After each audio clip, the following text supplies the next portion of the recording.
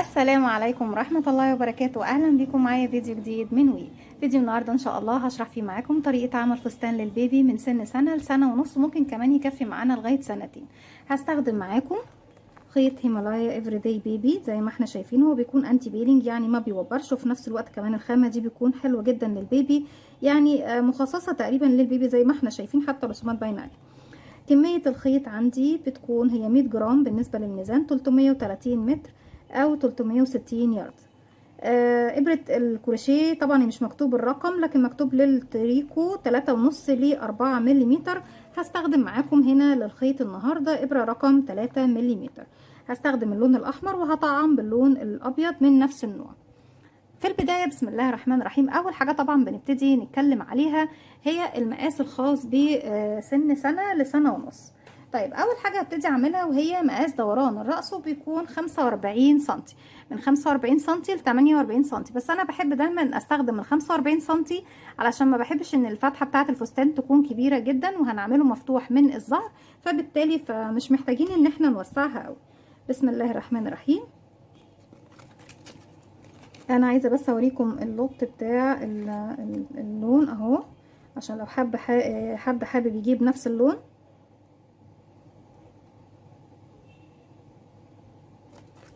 بسم الله الرحمن الرحيم. في البدايه ببتدي بقى اكون مجموعه من السلاسل، وهحاول ان احنا نقدم مع بعض النهارده فستان بسيط وسهل للمبتدئات، وموديل جميل جدا ومميز باذن الله، واتمنى يا رب ان هو ينول اعجابكم. متنسوش طبعا اذا عجبكم الفيديو تدعموني بلايك وشير وسبسكرايب. بسم الله الرحمن الرحيم. بنبتدي نكون سلاسل البداية على أي أساس؟ على أساس محيط دوران الرأس، وهو بيكون الدوران اللي بيلف حوالين الرأس وهو 45 سنتي. هسيب مسافة من الخيط وابتدي ألف الخيط حلقة بالشكل ده. هدخل داخل الحلقة، أسحب الخيط وأخرج منها، طرف الخيط بشده بقى في عقدة البداية. هبتدي أكون مجموعة من السلاسل أيا كان عددها لغاية ما أوصل 45 سنتي. بالمتر بجيب المتر بتاعي لغاية ما نوصل لل 45 سنتي. انا عندي هنا بصوا، ابتدي المتر من عند الجزء الابيض ده اللي قبل الزيرو، مش من عند الزيرو بالظبط، لا، من الجزء الابيض ده لغاية ما بوصل لل 45 سنتي. هي دي ال 40 اهي، بعدها كمان 5. بنشتغل السلاسل ازاي؟ بيكون عندي على الابره حلقه، بلف الخيط واخرج منها. بسم الله، 1 2. هخلي عدد السلاسل معايا دايما يكون زوجي يا بنات، وبكمل بقى لغايه ما اوصل ل 45 سنتي، وهقول لكم وصلت لغايه كام سلسله. رجعت لكم كده وبالشكل دوت زي ما احنا شايفين المقاس معانا مظبوط قد ايه. لما بتيجي تقيسي بتسيبي السلاسل على التيبل مرتاحه زي ما هي، وبتحطي المتر قصادها لغايه ما توصلي للمقاس اللي انت محدداه. ما تشديش السلاسل وتيجي تقيسي ايه على المتر، تفضلي تشدي وتقيسي كده. بصي احنا لو شدينا وقسنا نبص لقينا نفسينا وصلنا ل 54 سنتي، لكن طبعا مش ده المقاس الصحيح. المقاس الصحيح 45 سنتي، انك بتسيبي سلسلتك مرتاحه على الترابيزه وبعد كده تحطي عليها المتر اهو. وصلنا بالظبط لل 45 سنتي من الجزء الابيض عند ايه المتر، وده اول مقاس بالنسبه لنا لفستاننا النهارده. طيب عندنا دلوقتي انا اشتغلت 98 سلسله. 98 سلسله انا لو جيت قسمتها على 4 هيديني كسور، وانا مش محتاجه كسور، انا محتاجه ايه؟ عدد يقبل الاسم على 4 بطريقه مرتاحه، يعني يا نشيل السلسلتين يا نضيف سلسلتين. انا هشيل سلسلتين وهخليهم ايه زي ما احنا شايفين، بدل ما هما 98 سلسلة هخليهم 96 سلسلة، بحيث ان هو يقبل الاسم على 4 يدينا كل جانب من الجوانب الأربعة للصدر المربع هيدينا 24 سلسلة. او بزود سلسلتين بيبقى عندي 25 سلسلة للجوانب. وانا زي ما قلت لكم من البداية محتاجة ان يكون عدد السلاسل او الغرز اللي هشتغلها يكون عدد زوجي، فانا يعني هكتفي بان انا اشيل ايه سلسلتين من العدد. 1 2 بالشكل ده. طيب بعد كده هبتدي اعمل تقسيمه الصدر. بقسم الصدر بتاعي ازاي بقى؟ لو احنا عاملين الصدر مقفول يبقى ال 96 سلسله على 4 هيدينا 24 غرزه لكل ايه جزء او كل جانب من جوانب ايه الصدر المربع. طيب لو انا عايزه اعمله فستان مفتوح، جزء منهم يعني 24 سلسله هنقسمهم 2، يعني 12 سلسله هنا و12 سلسله هنا. وبالاضافه لشيء كمان، ان ال 24 غرزه اللي احنا بنشتغل عليهم منهم غرزتين بيكونوا الزاويه بتاعتي، يعني من ال 24 دول غرزتين هاخد واحده من الجهه دي وواحده من الجهه دي، هتكون الزوايا بتاعتي. طيب هبتدي بقى اعد انا عندي هنا في البداية بسم الله 1 2 3 4 5 6 7 8 9 10 11 12. دي رقم 12. ابتدي احط فيها ماركر عشان انا بس بعيد عن الكاميرا مش شايفة كويس. 1 2 3 4 5 6 7 8 9 10 11. دي 12 اهي.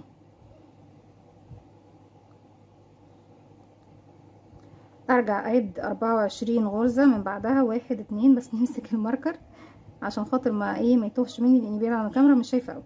1 2 3 4 5 6 7 8 9 10 11 12 13 14 15 16 17 18 19 20 21 22 23 24.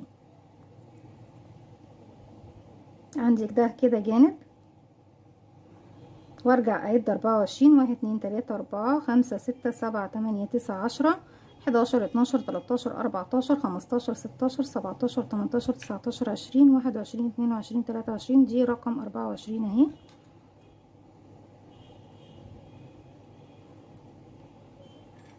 كمان مرة بعد 24. 1 2 3 4 5 6 7 8 9 10 11 12 13 14 15 16 17 18 19 20 21 22 23 24 اهي. هنلاقي العدد اللي اتبقى معانا بقية ال 12 التاني. 1 2 3 4 5 6 7 8 9 10 11 12. كده العدد معايا مظبوط. ابتدي بقى ارتفع بسم الله. 1 2 3 وهعد 1 2 3 و4 هسيبهم لاني رقم 4 هي اللي انا ارتفعت منها اول عمود عندي. 1 2 3 4 وبروح لرقم 5 في الحلقة الخلفية. ابتدي اشتغل العمود ده رقم 2. عفوا. ازاي بشتغل العمود بلفة؟ بيكون عندي الابرة حلقة، بلف لفة واحدة بقى معايا حلقتين. هروح للسلسلة اللي بعدها. عفوا. في الحلقة الخلفية بدخل اسحب الخيط واخرج معايا الابرة 3 حلقات، بلف الخيط واخرج من حلقتين. 1 2 اتبقوا 2 الف الخيط واخرج منه. كده عندي عمود 2 3 4 5 6 7 8 9 10 عفوا 10 11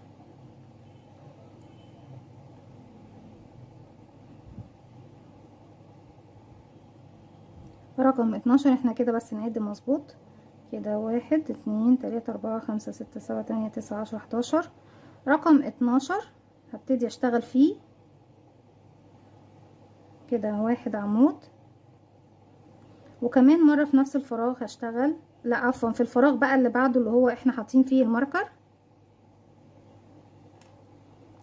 بقى كده اشتغل هنا 1 عمود، وبعد كده 1 عمود كمان فيه، واخد سلسلتين 1 2، وهروح بقى للفراغ اللي كان فيه الماركر واشتغل فيه كمان 2 عمود بلف.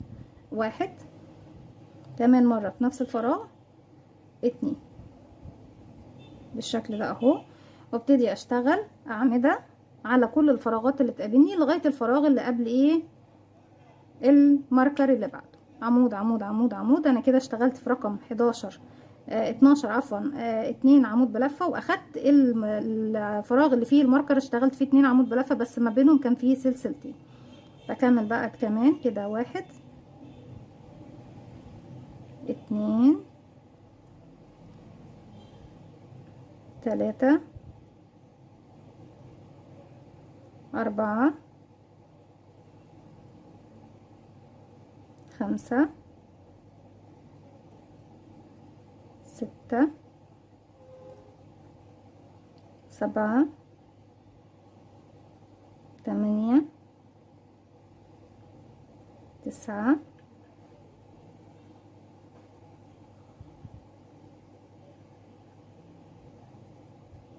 10 11 12 13 14 15 16 17 18 19 20 21 22 رقم 23 اهو، رقم 24 هشيله الماركر وهشتغل فيه 2 عمود بلفة كده، 1 كمان مرة في نفس الفراغ، 2 1 2 سلسلة، والفراغ اللي جاي كمان هشتغل فيه 2 عمود بلفة، 1 2. وبكرر بنفس الطريقة زي ما اشتغلنا هنا يا بنات، بشتغل بردك على كل الجهات اللي معايا، واشيل الماركر واشتغل مكان الماركر 2 عمود، وفي الغرزة اللي بعدها كمان 2 عمود. هكمل لغاية ما اوصل لنهاية السطر وارجع لكم. رجعت لكم تاني، وكده بيكون خلاص اتكون معايا صدر المربع. بالنسبه طبعا للغرز الاولى بشتغل 11، وبعد كده في 12 و13 بشتغل فيهم الزاويه، ارجع اخد بعد كده 22، وفي رقم 23 24 واللي بعدها باخد الزاويه الجديده، وهكذا. اني بشتغل دايما اخر غرزه من المجموعه الاولى واول غرزه من المجموعه الثانيه بشتغل فيهم الزاويه يا بنات، ايا كان بقى الاعداد عشان ما تتلخبطوش معايا. طيب السطر اللي جاي هيبتدي اعمل فيه بعض الفراغات. هشتغل 1 2 3 سلسلة، وهعتبره اول عمود عندي، وهلف شغلي الناحية التانية زي ما احنا شايفين. الغرزة الاولى خلاص اشتغلت فوقيها فراغ عمود زيها ايه، والفراغ بتاعها مش هشتغل فيه تاني، هلف الخيط على الابرة واروح للفراغ التاني، ادخل اشتغل كمان عمود. يبقى بداية السطر بتكون 2 عمود، ونهاية السطر بردك هتكون 2 عمود. هاخد سلسلة مسافة وهلف الخيط على الابرة، السلسلة بسيب تحتها فراغ واروح اشتغل في الفراغ اللي بعده عمود، سلسلة هسيب تحتها فراغ واشتغل بعده عمود، سلسلة بتسيب تحتها فراغ واشتغل عمود لغاية ما بوصل ايه سلسلتين الزاوية، سلسلة هسيب تحتها فراغ واشتغل عمود، سلسلة هسيب تحتها فراغ واروح اشتغل عمود فوق العمود الاخير من المجموعة الاولى زي ما احنا شايفين بالشكل دوت. طيب وصلت بقى للزاوية، هشتغل فيها ايه وهشتغل فيها ازاي؟ المفروض طبعا علشان اروح اشتغل داخل الزاوية نفسها هاخد سلسلة مسافة، فوق السلسلتين دول هشتغل عمود، سلسلتين بقى المرة دي 1 2 لاني داخل الزاوية، وفي نفس الفراغ تاني كمان هشتغل عمود زي ما احنا شايفين. باخد سلسلة مسافة واروح اشتغل على اول عمود يقابلني عمود، وارجع اكرر سلسلة، بس المرة دي بقى هسيب تحتها فراغ واروح اشتغل عمود، سلسلة عمود سلسلة عمود سلسلة عمود، وكل سلسلة باخدها بشتغل تحتها ايه، بسيب تحتها فراغ واروح اشتغل في الفراغ اللي بعده لغاية ما بوصل لنهاية السطر بنفس الطريقة. وزي ما احنا شايفين في الزوايا اهو، في الزاوية العمود اللي هو طبعا الاول دوت عندي اهو، اللي كان الاخير بالنسبة للمجموعة دي اللي انا اشتغلتها، اشتغلت فوقيه وخدت بعده سلسلة ودخلت في الزاوية، بس السلسلة اللي خدتها من فوق انا ما سبتش تحتها حاجة فراغ يا بنات عشان تبقوا واخدين بالكم، لان انا هنا هروح اشتغل في الزاوية، انا بس خدتها عشان تبقى مسافة ما بين العمود ده والعمود اللي هروح اشتغل. رحت اشتغلت عمود سلسلتين عمود ورجعت اخدت سلسلة ما سبتش تحتها حاجة، واشتغلت على طول بعد السلسلة دي في العمود الاول من المجموعة. وفي كل زاوية بكرر نفس اللي احنا عملناه، وكل سطر طبعا بشتغله بيكون الزاوية هي ايه اللي بنشتغل فوق السلسلتين بس فقط لا غير. بكمل بقى السطر بتاع عمود سلسلة عمود سلسلة عمود، ولما بوصل للعمود الاخير باخد سلسلة، وبعد كده اشتغل في الزاوية عمود سلسلتين عمود، واخد بعد الزاوية سلسلة، واروح في العمود اللي بعدهم ده الاول على طول اشتغل عمود، وهكذا لغاية ما بوصل ايه لنهاية المربع بتاعي او نهاية السطر. هكمل وارجع لكم نكمل السطر الجديد مع بعض. رجعت لكم تاني، وبالشكل ده خلص معايا السطر اللي بيكون فيه فراغات. السطر اللي جاي طبعا احنا في نهاية السطر كنت اشتغلت عمود سلسلة، هروح بقى في ثالث سلسلة ارتفاع من فوق اشتغل اخر عمود بلف عندي. السطر اللي جاي هيكون كله اعمدة زي ما احنا ايه اشتغلنا السطر الاول، يعني هيكون سطر اعمدة وسطر فيه فراغات، سطر اعمدة وسطر فيه فراغات، لغاية ما بوصل للمقاس اللي هو بيكون زاوية السطر.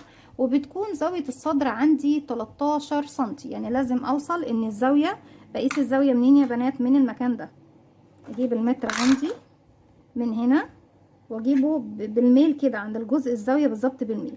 اجي لازم اوصل يكون عندي بالظبط 13 سنتي، لازم يكون عندي 13 سنتي. ونصف دوران الصدر بيكون من 24 ل 25 سنتي، من 24 ل 25 سنتي. ايهما اقرب ليكي بتشتغلي ايه على اساس الاقرب طبعا العدد اللي توصلي له الاول، سواء الزاوية او نصف دوران الصدر. 1 2 3 وبلف شغل الناحية التانية. انا طبعا اول عمود اشتغلت فوقيه عمود، فوق السلسلة هروح اشتغل فوق السلسلة بقى اللي في المنتصف دي عمود، فوق العمود نفسه بشتغل عمود، وهكذا لغاية ما بوصل لغاية فين؟ لغاية ما بوصل للسلسلتين بتوع الزاوية. يعني هشتغل دلوقتي فوق كل فراغ يقابلني السلسلة اهي فوقيها عمود، العمود فوقيه عمود، سلسلة فوقيها عمود، والعمود فوقيه عمود، سلسلة فوقيها عمود، وعمود فوقيه عمود، لغاية ما اوصل ايه للزاوية.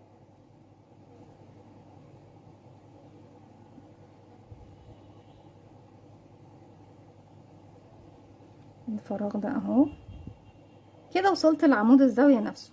خلاص يا بنات بشتغل فوقيه عمود زيه، وفوق الزاوية نفسها هدخل واشتغل ايه بقى يا بنات؟ فوق الزاوية دي هشتغل 2 عمود سلسلة، 2 عمود بلفة، عفوا 2 سلسلة 2 عمود بلفة، يعني 2 عمود 2 سلسلة 2 عمود بلفة. 1 كمان مرة في نفس الفراغ 2 وسلسلتين 1 2، وكمان مرة في نفس الفراغ 2 عمود بلفة 1 2.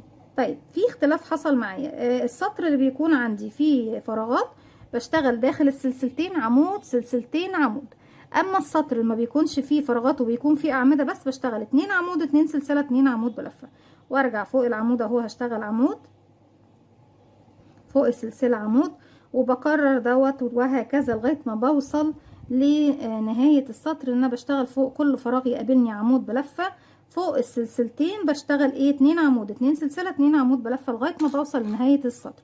هشتغل سطر زي السطر اللي احنا شغالينه دوت او السطر الاول يعني وتكراراته، وهشتغل سطر زي ما احنا اشتغلنا طريقه السطر التاني زي ما احنا شفناه. مره هشتغل بالطريقه دي ومره هشتغل بالطريقه دي لغايه ما بوصل لمقاس 13 سنتي لارتفاع الزاويه، او نصف دوران الصدر. ان احنا بنبصوا نصف دوران الصدر بناخده ازاي المقاس عندي اهو. هقسم بقى الشغل كده بالشكل ده، نقسمه 2 وابتدي اقيس من هنا لهنا، يعني من الزاوية دي للزاوية دي. لو وصلت ل24 سنتي، انا عندي هنا ال20 اهي ال24 سنتي، يعني لو وصلت من هنا لهنا يكون 24 سنتي، او من فوق لتحت 13 سنتي اللي هي الزاوية. ايهما اقرب هنوصل للمقاس 24 سنتي او 13 سنتي. بفضل بقى ارتفع صدر الفستان لغاية بنفس الطريقة سطر وسطر لغاية ما اوصل للمقاس اللي انا عاوزاه. هكمل وارجع لكم نكمل الفستان مع بعض. رجعت لكم تاني وزي ما احنا شايفين اشتغلت 1 2 3 4 5 6 7 8 9 سطور لغاية ما وصلت يكون معايا مقاس الزاوية 13 سنتي زي ما احنا شايفين، ومقاس نصف دوران السطر بيكون 25 سنتي بالتمام والكمال زي ما احنا شايفين.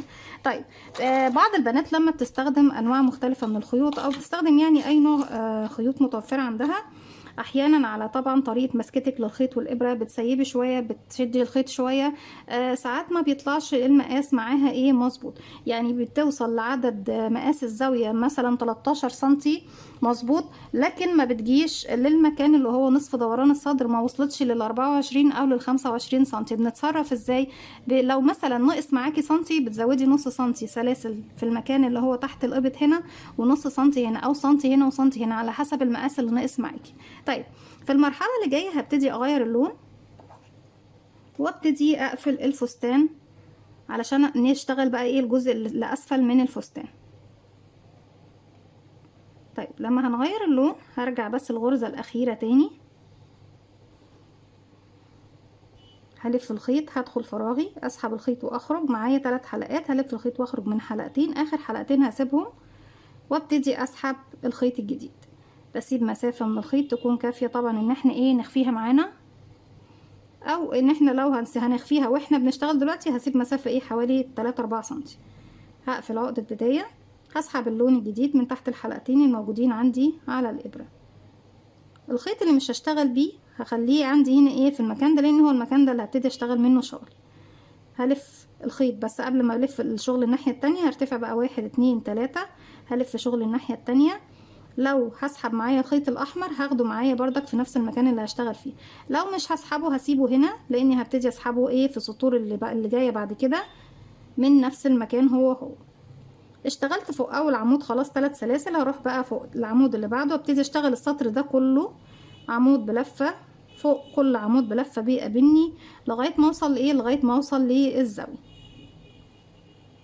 الخيط اللي بخفيه معايا اهو في ظهر حرف الفي للسلاسل اللي هي طبعا فوق كل غرزه، عمود فوق كل غرزة، يعني بدخل تحت حرف الفي وبخلي معايا كمان خيط اللي احنا بنخفيه معانا.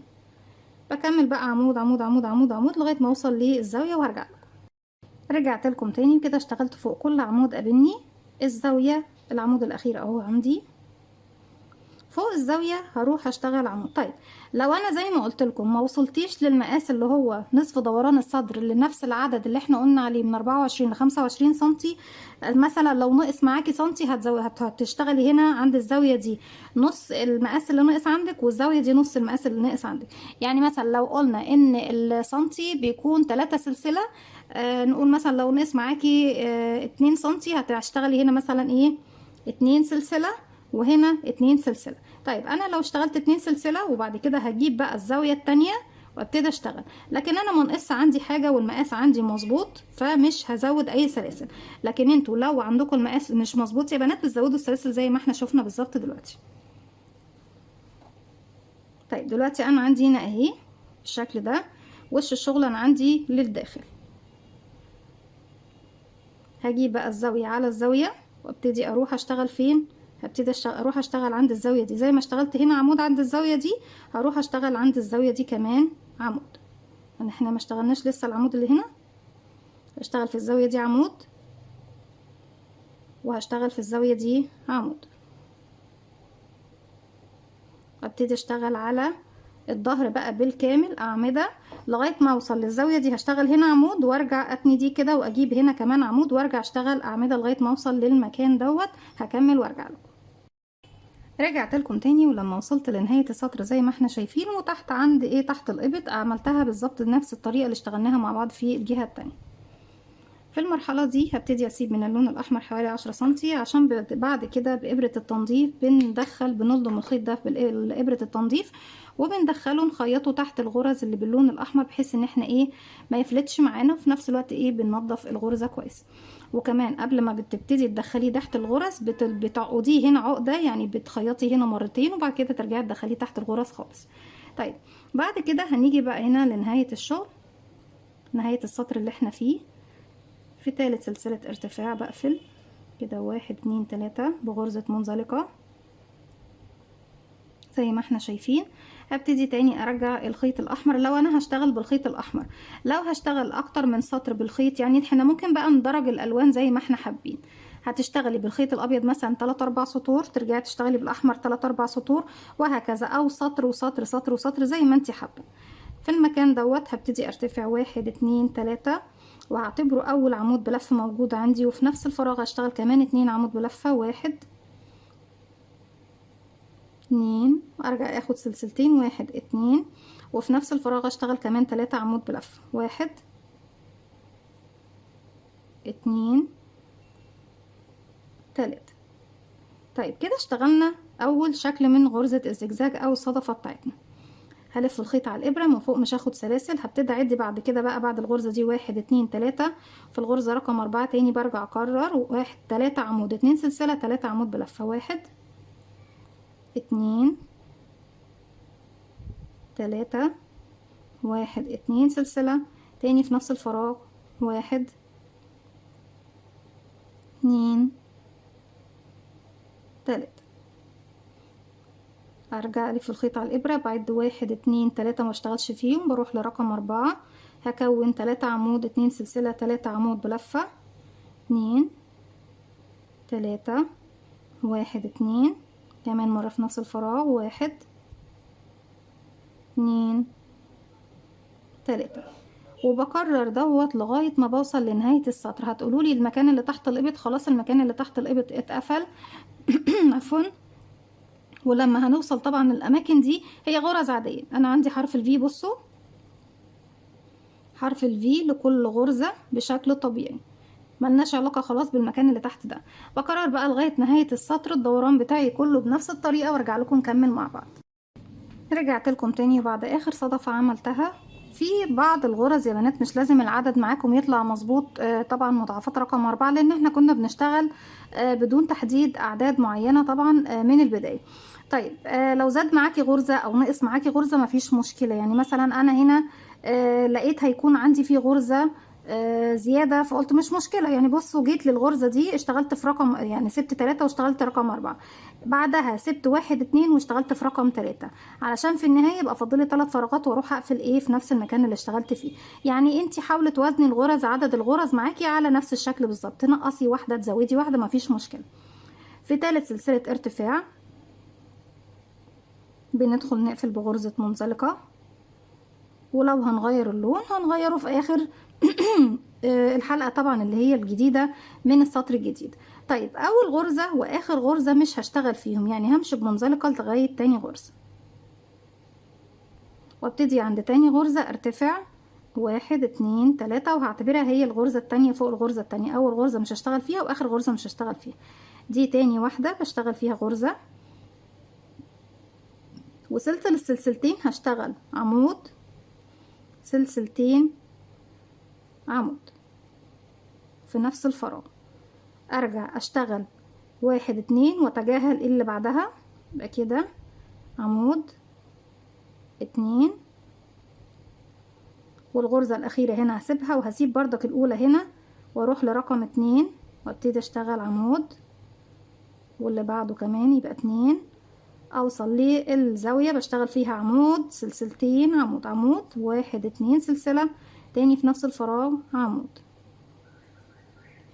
ارجع اشتغل عمودين واسيب العمود الأخير، يبقى كده 1 2، هسيب العمود الأخير من هنا والأول من هنا واروح اكرر بقى 1 عمود 2 عمود على العمود التاني، والزاوية بشتغل فيها عمود سلسلتين 1 2 عمود في نفس الفراغ، وبفضل اكرر دوت لغاية ما بوصل لنهاية السطر. بشتغل العمودين دول وبسيب الاخير والاول من الزاوية دي ومن الزاوية دي. بكمل بقى بنفس الطريقة لغاية ما بوصل لنهاية السطر. هكمل السطر دوت بنفس الطريقة والسطر اللي جاي كمان بنفس الطريقة، وهرجع لكم السطر اللي بعده نشوف طريقة التزايد ازاي بالنسبة للجزء الاسفل من الفستان، علشان طبعا هي الجزئية دي انا مش يعني بصوا هشتغل كمان كده سطر كمان، السطر دوت والسطر اللي بعده او كمان اللي بعده، علشان مش هيحتاج الفستان ان هو يتسع او يزيد معايا اكتر من كده. لكن هوريكم طريقة التزايد هتكون ازاي، بحيث ان طبعا اللي محتاج يعمل فستان لسن اكبر من كده نعرف التزايد بتاعنا في غرزتنا دي هيكون ازاي. هكمل السطر دوت والسطر اللي بعده ويمكن كمان السطر اللي بعده، وارجع لكم تاني نكمل مع بعض ونشوف طريقة التزايد هتكون ازاي. رجعت لكم تاني زي ما احنا شايفين، بصوا اشتغلت سطر 2 3 بالاضافه لسطر التأسيس زي ما احنا شايفين، لان زي ما احنا شايفين انا مش محتاجه اتساع اكتر من كده بالنسبه للمرحله اللي فاتت. لكن طبعا بالنسبه للبنات اللي هيحبوا يعملوا اتساع في الجزء الاسفل من الفستان بنعمل ايه؟ هنجيب بس الابره وارجع لكم تاني. هعمل ايه بقى يا بنات؟ هبتدي في المرحله اللي جايه اغير اللون للاحمر تاني، لو حابين تكملوا ابيض كله، لو حابين تكملوا الفستان كله احمر مفيش مشكله. طيب انا هنا في الصدفه دي اشتغلت عمود، يعني سبت اول عمود من الجهه دي اشتغلت 1 2، وفي الزاويه اللي فيها سلسلتين اشتغلت عمود سلسلتين عمود، هرجع بعد كده اشتغلت عمود بعديها، والعمود الاخير هلف الخيط، هدخل هسحب الخيط وهخرج معايا 3 حلقات، هلف الخيط واخرج من حلقتين، واخر حلقتين هسيب اللون بقى ايه الابيض، وابتدي اجيب اللون الاحمر اسيب منه مسافه والفه حلقة على الهواء واقفلها عقدة بداية، اسحب الحلقة الجديدة من الحلقتين اللي عندي على الابرة، كده بكون قفلت العمود الاخير وفي نفس الوقت اضفت اللون الجديد.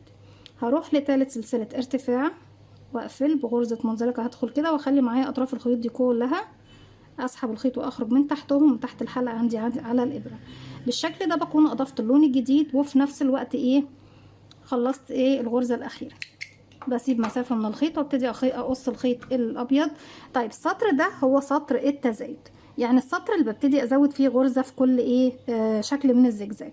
مش هعمل اي يعني مش هسيب اي غرزة مش هشتغل فيها. يعني احنا تحت كنا بنشتغل ايه، كنت بسيب غرزة من هنا وغرزة من هنا ما بشتغلش فيهم، لكن دلوقتي في السطر اللي بزود فيه بشتغل على كل الغرز. طيب كم مرة يا رندا بنعمل التزايد ده؟ 3 مرات. بالنسبة طبعا لو بالنسبة للمقاس اللي احنا هنشتغله ده هشتغل مرتين او 3 على حسب ما انا عاوزة اعمل اتساع الجزء ايه الاسفل. لكن انت لو هتعملي فستان، حتى لو هتعملي بلوزة بنفس الغرزة اللي تحت دي لمدام او انسة كبيرة، التزايد بيكون كل 4 سطور. كل 4 سطور بتعملي السطر اللي هنعمله مع بعض دوت، وترجعي تشتغلي السطر اللي بعده بالظبط زي السطور اللي احنا اشتغلناها ايه 1 2 3 اللي احنا كنا بنسيب غرزة على اليمين وغرزة على اليسار وبشتغل في المنتصف بالاضافة للزاوية. هرتفع 1 2 3 سلسلة وبعتبرها غرزة فوق اول غرزة. الخيوط اللي بخفيها معايا بخليها كلها في ظهر حرف الفي زي ما احنا شايفين، وابتدي اشتغل على كل غرزة تقابلني غرزة زيها. يعني مثلا انا عندي اشتغلت فوق الاول ده كده 2، دي رقم 3 وما سبتش منهم حاجة يا بنات. انا تحت كنت بشتغل 2 وبشتغل في الزاوية رقم 3، اما هنا انا اشتغلت ال3 كاملين وهروح اشتغل في الزاوية كمان غرزة سلسلتين غرزة كده، غرزة 1 2 سلسلة والخيوط اللي بنخفيها اهي معانا، والف الخيط وادخل تاني في الزاوية اعمل غرزة وارجع اشتغل على ال3 غرز الموجودين هنا. هلف الخيط وبدخل تحت حرف الفي للغرزة، ومعايا كمان طرفين الخيوط اهو عشان تبقوا شايفين معايا كده 1 2 3. هرجع الغرز اللي بعدها على طول مباشرة، ما بسيبش حاجة خلاص. اهي الغرزة اللي بعدها اهي اروح اشتغلها 1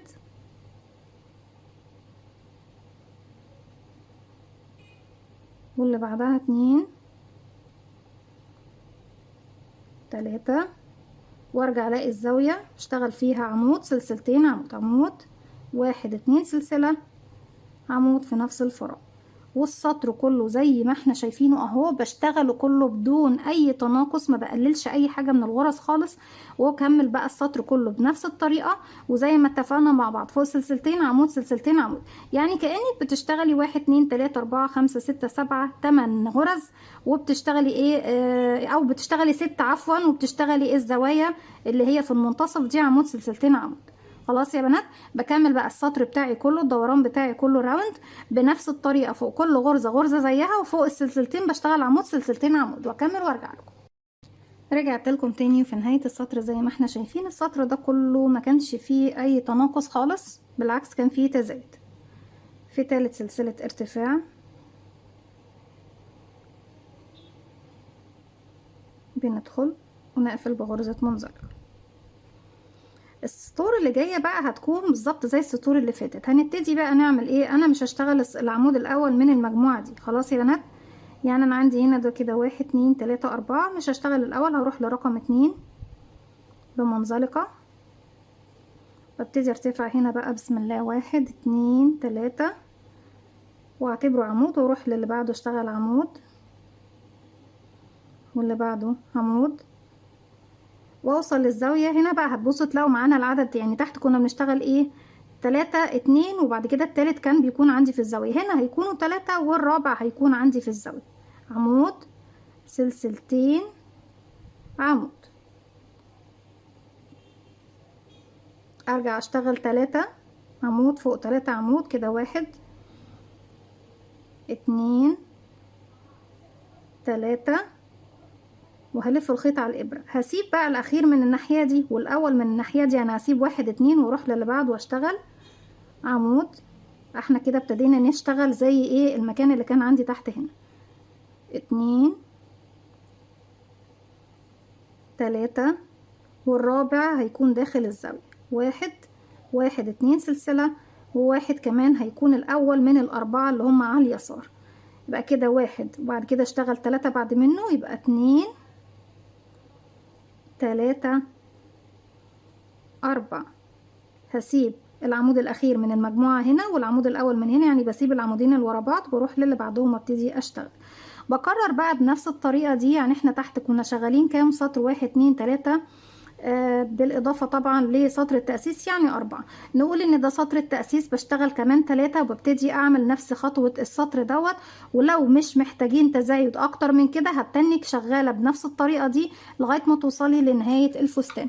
هشتغل بنفس الطريقة، يمكن أزود مرتين كمان بس مش أكتر، لأن زي ما احنا شايفين ما شاء الله إن الفستان اتساعه جميل جدا. يعني ممكن حتى كمان أزود مرة واحدة كمان وما زودش غيرها، لان زي ما احنا شايفين اتساع الفستان مميز جدا وجميل. مش هزود اكتر من كده. هشتغل بقى بنفس الطريقه سواء زودت او ما زودتش. هنشوف يعني انا كده كده وانا برتفع طول الفستان بيكون 50 سنتي. هشوف اذا كنت هحتاج ان انا ازود ولا مش هحتاج ازود. لو احتاجنا نزود عرفنا الطريقه اللي بنزود بيها، لو ما احتاجناش نزود بنمشي بنفس الطريقه اللي ابتدينا بيها السطور اللي هي بعد سطر التأسيس اللي كنا بنشتغل فيه الزوايا بتاعتنا. هكمل لغايه ما اوصل لطول الفستان 50 سنتي وارجع لكم نقفل فستاننا مع بعض. رجعت لكم تاني وكده وصلنا لطول الفستان اللي احنا عاوزينه زي ما احنا شايفين بالشكل ده، وهو 50 سنتي للسن اللي احنا اتفقنا عليه. عملت تعديل بسيط جدا.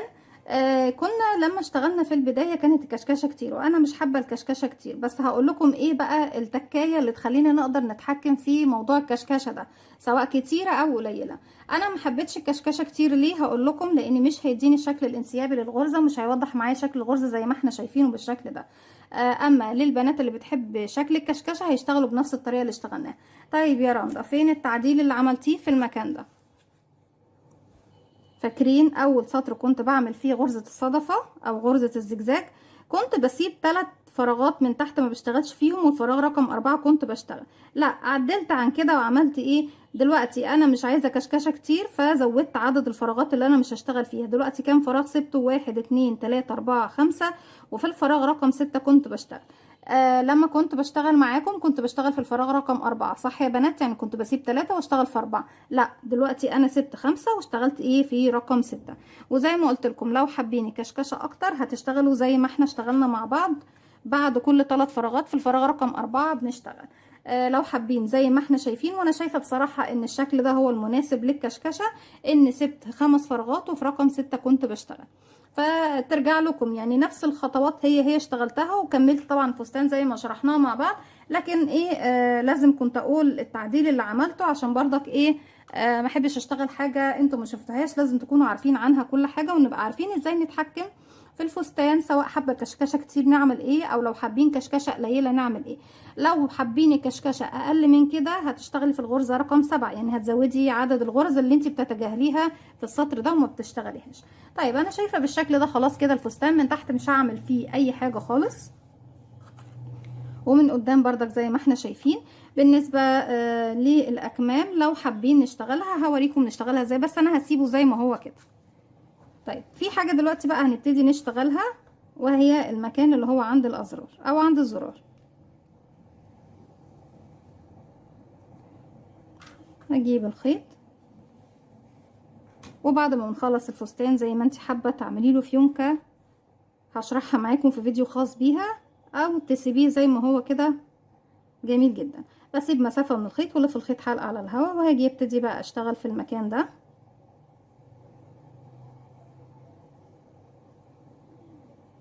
نبتدي من اي مكان عندنا هنا، او اوصل الخيط ادخل من تحت الحلقه واقفل عقده بدايه واسحب الخيط الجديد. هبتدي ارتفاع 1 2 3، او يا اما تشتغلي بعمود بلفه زي ما انا هشتغل، او تشتغلي بغرزه نصف عمود او غرزه الحشو، وابتدي اشتغل فوق كل فراغ يقابلني عمود بلفه. طيب انا هنا عندي عرض العمود. عرض العمود بشتغل فيه كم مره؟ بشتغل المفروض ان انا اشتغلت هنا في قاعده العمود، يعني هشتغل كمان 2 عمود بلفه على عرض العمود كده. 1 2، لان العمود بلفه بيكون بمثابه 3 سلسله. بشتغل مره في راس العمود او القاعده هنا، وبعد كده 2 على العرض. 1 2، وزي ما احنا شايفين خيط البدايه بيكون معايا في ظهر الشغل. هشتغل مره في الفراغ دوت اللي هو زي ما احنا شايفينه رأس العمود اللي تحت، وبعرض العمود بشتغل 2 1 2، وهكذا لغاية ما بخلص كل المكان بتاع الأزرار.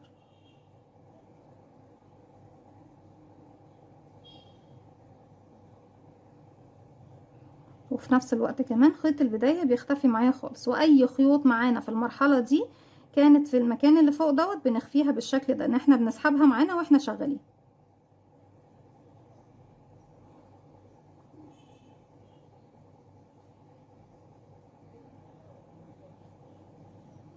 اي زيادة بعد كده بقى باينة ممكن نقصها كده. خلاص قربنا نوصل للزاوية دي.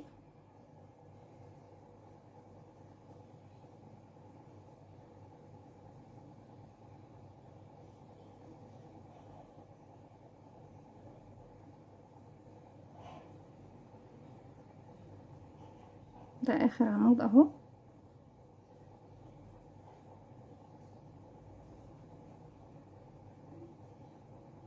طيب عايزة امشي بقى هنا بغرزة الحشو، همشي بس على اول فراغ بغرزة نصف عمود، وبعد كده همشي على كل غرزة تقابلني، وانا كده خلاص ماشية على رأس الغرز بشكل طبيعي بغرز الحشو. كل غرزة بتقابلني بشتغل عليها ايه غرزة حشو واحدة.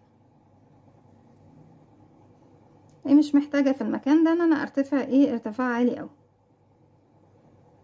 كده. كل غرزة بتقابلنا غرزة حشو واحدة. هنا عندي خيط اهو ابتدي اخفيه معايا. طيب هنا هيقابلني بقى ايه المكان اللي فيه الزاوية، هنشوف بقى نشتغل فيه ازاي.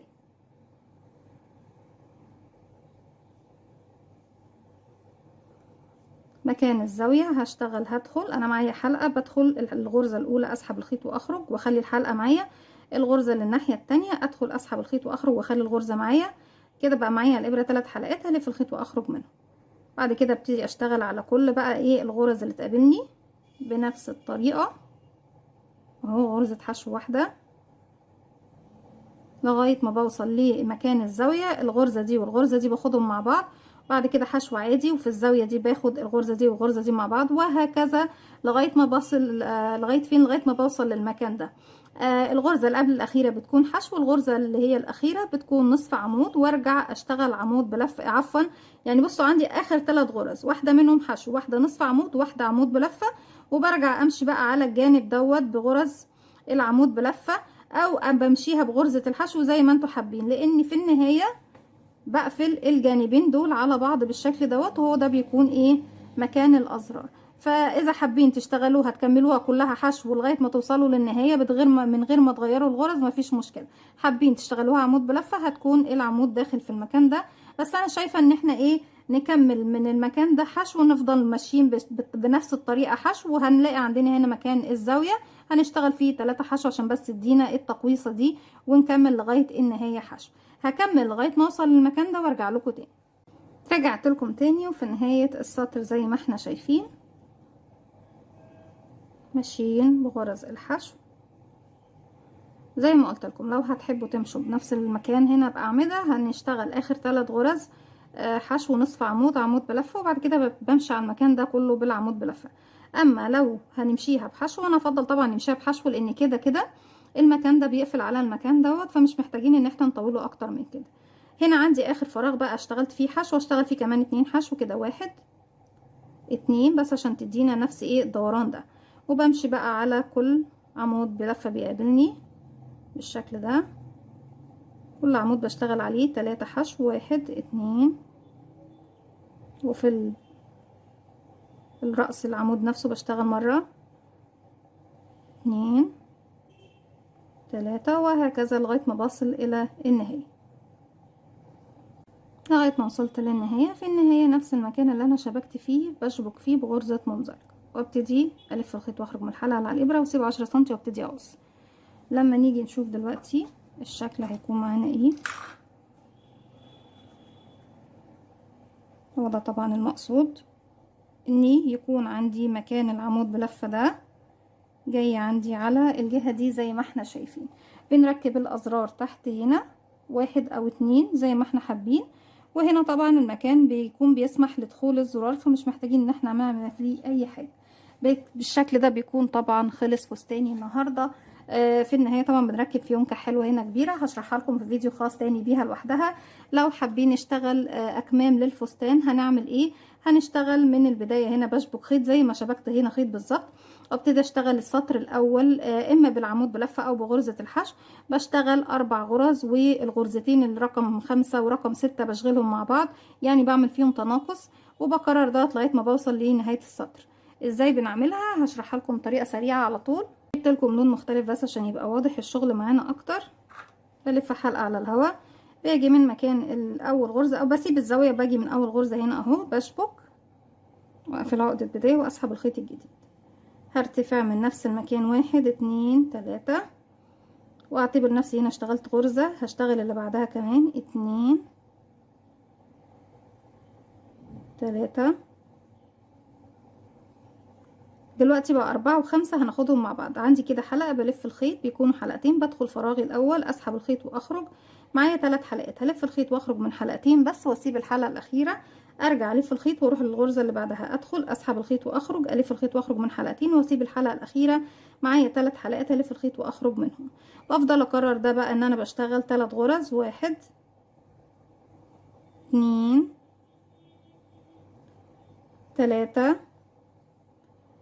ورقم 4 بشغلها لغاية نصها، ورقم 5 لغاية نصها، معايا 3 حلقات بلف الخيط واخرج منه. بالشكل ده مساحة الكم معايا هتبتدي تقل شوية وتكون اصغر.